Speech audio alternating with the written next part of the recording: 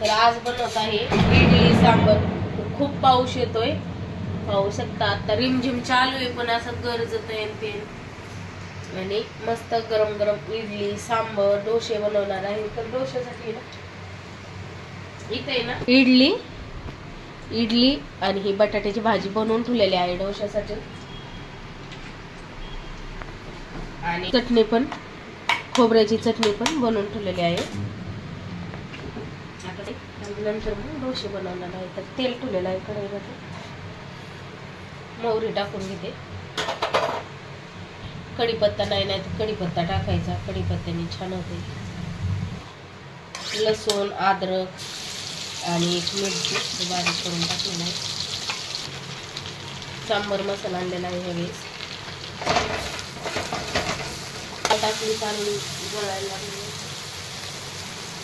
चटणी घ्यायची,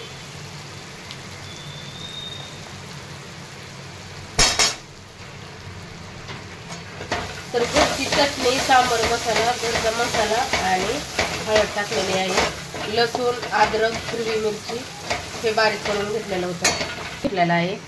टोमॅटो, भोपळा आणि शेवग्याच्या शेंगा, कोथिंबीर टाकलेला आहे चिमूटभर, आणि डाळ शिजतानीच मी मीठ टाकलेलं होतं।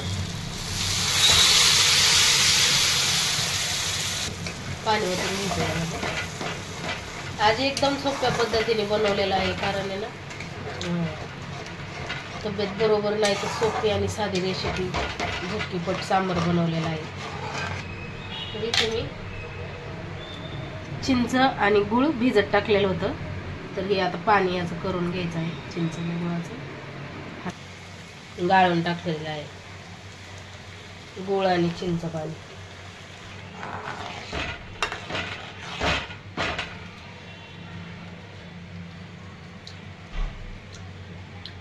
करून होऊन द्यायचं आहे। शेवग्याच्या शेंगा टाकत आहे 2-3, कारण ह्या जास्त शिजलेल्या आहेत तर फारच त्या हे होते म्हणून टाकलेलं नाही का।